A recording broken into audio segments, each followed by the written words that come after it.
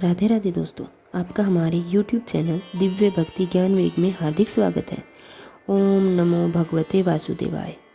आज से आप अधिक मास महात्म्य यानी कि पुरुषोत्तम मास महात्म्य की पावन कथाएं सुनेंगे। शास्त्रों के अनुसार प्रत्येक तीसरे वर्ष श्रेयोत्तम और अत्यंत पवित्र पुरुषोत्तम मास की उत्पत्ति होती है।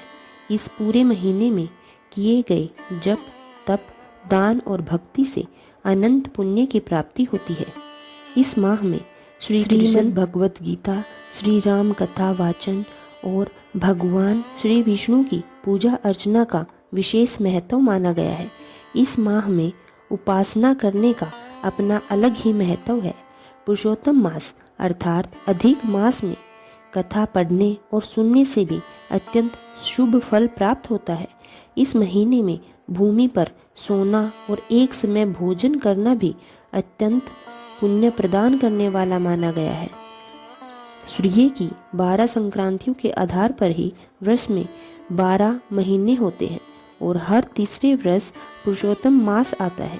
पंचांग के अनुसार तिथि, वार, योग, करण और नक्षत्रों की भांति सभी महीनों के कोई न कोई देवता स्वामी होते हैं, किंतु पुरुषोत्तम मास का कोई स्वामी न होने के कारण सभी मांगलिक कार्य, शुभ कार्य और पितृ कार्य इस महीने में वर्जित माने जाते हैं।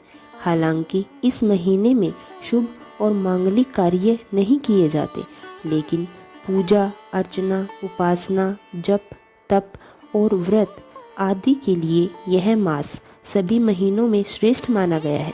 ऐसी मान्यता है कि इस महीने में आपके द्वारा दान किया गया 1 रुपया भी 100 गुना फल प्रदान करता है। अब आइए जानते हैं पुरुषोत्तम मास की उत्पत्ति किस प्रकार हुई। पुराणों में अधिक मास अर्थात पुरुषोत्तम मास के पुरुषोत्तम मास बनने की एक अत्यंत रोचक कथा प्रचलित है। इस कथा के अनुसार 12 महीनों के अलग अलग स्वामी थे, परंतु स्वामी विहीन होने के कारण अधिक मास को मल मास कहकर उसकी निंदा की जाने लगी। इस बात से दुखी होकर मलमास श्री हरि के पास गया और उनसे अपना दुख निवेदन किया। भक्त वत्सल्य श्री हरि ने उनसे पूछा और साथ लेकर गोलोक पहुँचे, जहाँ भगवान श्री कृष्ण विराजमान थे। करुणा के सागर भगवान श्री कृष्ण ने मलमास की व्यथा सुनकर उसे वरदान दिया, अब से मैं तुम्हारा स्वामी हूँ। मेरे सभी दिव्य गुण तुम में प्रविष्ट हो जाएंगे। मैं पुरुषोत्तम मास से भी विख्यात हूँ और आज से मैं तुम्हें अपना यही नाम प्रदान करता हूँ। अब तुम मल मास नहीं बल्कि पुरुषोत्तम मास के नाम से जाने जाओगे। इसलिए पुरुषोत्तम या अधिक मास को कभी भी मल मास नहीं कहना चाहिए। ये मल मास अर्थात गंदगी होता है और हमारे हिंदू धर्म में कोई भी महीना कभी अपवित्र नहीं माना जाता। तो चलिए अब पुरुषोत्तम मास महात्म्य की प्रथम कथा सुनने से पहले हम सभी भगवान पुरुषोत्तम को प्रणाम करते हैं। वृक्षों के समाज में भक्त जनों की मनोकामनाओं को पूर्ण करने वाले वृंदावन की शोभा के अधिपति अपनी अलौकिक लीलाओं से समस्त लोगों को चकित करने के लिए वृंदावन बिहारी पुरुषोत्तम भगवान को मैं प्रणाम करती हूँ। नर नारायण, नरोत्तम तथा देवी सरस्वती और श्री व्यास जी को नमस्कार कर मैं विजय की कामना करती हूँ। एक बार परम पवित्र नैमिषारण्य तीर्थ में यज्ञ करने की इच्छा से अनेक मुनि पधारे। उनमें असित, देवल, सर्वांग, माधव्य, अगस्त्य, कात्यायन, पिंगल, अत्रि आदि अनेक महान ऋषि सम्मिलित थे। वे सभी वेदों के ज्ञाता, ब्रह्मनिष्ठ, संसार की भलाई और परोपकार करने वाले, सदैव दूसरों के हित में तत्पर रहने वाले तथा शोधत समर्थ कर्मों का पालन करने वाले थे। सभी महर्षि नैमिषारण्य में आकर यज्ञ करने के लिए तैयार हुए। उसी समय तीर्थ यात्रा की इच्छा से श्री सूत जी महाराज भी अपने आश्रम से निकले और पृथ्वी का भ्रमण करते हुए नैमिषारण्य पहुँचे। वहां आकर उन्होंने अपने शिष्यों सहित उस पवित्र भूमि को देखा। संसार रूपी समुद्र से पार लगाने वाले उन महान ऋषियों को प्रणाम करने के लिए वे उसी स्थान पर पहुँचे जहाँ सभी ऋषिगण एकत्रित थे। प्रसन्नचित होकर श्री सूत जी महाराज वहाँ पहुँचे। इसके बाद वृक्ष की लाल छाल धारण किए हुए शांत मुखमंडल वाले परमार्थ के ज्ञाता, समस्त गुणों से संपन्न, संपूर्ण वेदों के सार को धारण करने वाले, राम नाम की मुद्रा से युक्त, गोपी चंदन से विभूषित, दिव्य शंख चक्र के चिन्ह धारण किए हुए, तुलसी जी की मालाओं से अलंकृत, समस्त आपत्तियों से रक्षा करने वाले तथा अलौकिक चमत्कार को दिखाने वाले वे महान संत दिखाई दिए। वे भगवान के परम मंत्र का जाप करते हुए समस्त शास्त्रों का सार को जानने वाले, सभी प्राणियों के हित में तत्पर, जितेंद्रिय, क्रोध को जीतने वाले, जीवन मुक्त और जगत गुरु श्री व्यास जी के समान तेजस्वी प्रतीत हो रहे थे। उनकी निष्प्रियता और महान गुणों को देखकर नैमिषारण्य में निवास करने वाले सभी महर्षिगण सहसा उठ खड़े हुए और विविध प्रकार की अद्भुत कथाएं सुनने की इच्छा प्रकट करने लगे। तब विनम्र स्वभाव वाले श्री सूत जी अत्यंत प्रसन्न होकर सभी ऋषियों को हाथ जोड़कर बार बार दंडवत प्रणाम करने लगे। तब ऋषिगण कहने लगे, हे सूत जी, आप चिरंजीवी हो, भागवत भक्ति से परिपूर्ण हो। हमने आपके योग्य सुंदर आसन लगाया है। आप यात्रा से थके हुए हैं, कृपया इस आसन पर विराजमान होकर विश्राम कीजिए। इस प्रकार सभी ब्राह्मणों ने उनसे निवेदन किया। जब सभी तपस्वी मुनि और वहां उपस्थित समस्त जन आदर पूर्वक बैठ गए, तब विनयशील और तपस्वी श्री सूत जी महाराज ने सभी मुनियों से बैठने की अनुमति ली और प्रसन्न होकर उस आसन पर विराजमान हो गए। इसके बाद सूत जी को सुखपूर्वक विराजमान और पूर्णतः श्रम रहित देखकर पुण्य कथाओं को सुनने की इच्छा रखने वाले सभी ऋषिगण अत्यंत विनम्रता से बोले, हे सूत जी महाभाग, आप भाग्यवान हैं। भगवान वेद व्यास जी के वचनों का गुण और हार्दिक अभिप्राय आप गुरु कृपा से भली भांति जानते हैं। आशा है आप कुशल पूर्वक होंगे। आज बहुत दिनों के बाद आप इस पवित्र वन में कैसे पधारे? आप तो महान प्रशंसा के पात्र हैं। हे व्यास शिष्य शिरोमणि, आप अत्यंत पूजनीय हैं। इस आसार संसार में सुनने योग्य हजारों विषय हैं, किंतु उनमें से श्रेष्ठ कल्याणकारी और सर्वश्रेष्ठ रहस्य युक्त विषय हो वह कृपया हम लोगों को अवश्य सुनाइए। हे महाभाग, यह संसार रूपी सागर में डूबते हुए जीवों को पार लगाने वाला तथा शुभ फल प्रदान करने वाला अमृतमय ज्ञान है। आपके मन में जो भी श्रेष्ठ और निश्चित विषय हो वही कृपया करके हम सबको कहिए। हे प्रभु, अज्ञान रूपी घोर अंधकार से अंधे हुए जीवों को ज्ञान रूपी नेत्र प्रदान करने वाले, भगवान की लीला रूपी रस से युक्त परम आनंद देने वाली, संसार रूपी रोगों को दूर करने वाली और रसायन के समान अमृत में जो कथा है उसका सार हमें शीघ्र सुनाइए।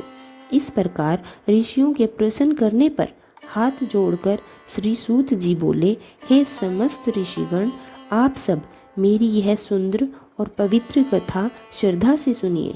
हे ऋषियों, सबसे पहले मैं पुष्कर तीर्थ गया, वहाँ स्नान करके पवित्र हुआ। फिर ऋषियों, देवताओं और पितरों का तर्पण आदि देकर उन्हें तृप्त किया। उसके बाद मैं सभी पाप और विघ्नों को दूर करने वाली यमुना जी के तट पर गया। फिर क्रमशः गंगा जी तथा अन्य अनेक तीर्थों के तट पर गया। उसके बाद काशी पहुंचा और वहां अंतर्गृह तीर्थ में गया। पितरों का श्रद्धापूर्वक श्राद्ध करके मैं त्रिवेणी संगम पर गया। इसके बाद कृष्णा नदी और गंडकी के स्नान किया। पुण्य ऋषियों के आश्रम में गया। धेनुमती में स्नान करके फिर सरस्वती नदी के तट पर पहुंचा। वहां रात्रि भर उपवास किया और फिर गोदावरी तट की ओर प्रस्थान किया।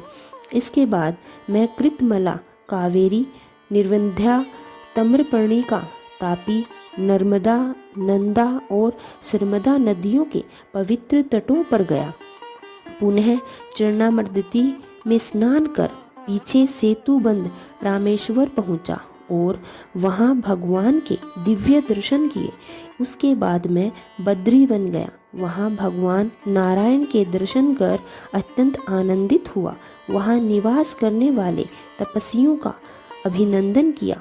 पुनः भगवान नारायण को नमस्कार करके उनकी स्तुति की और फिर सिद्ध क्षेत्र की ओर प्रस्थान किया।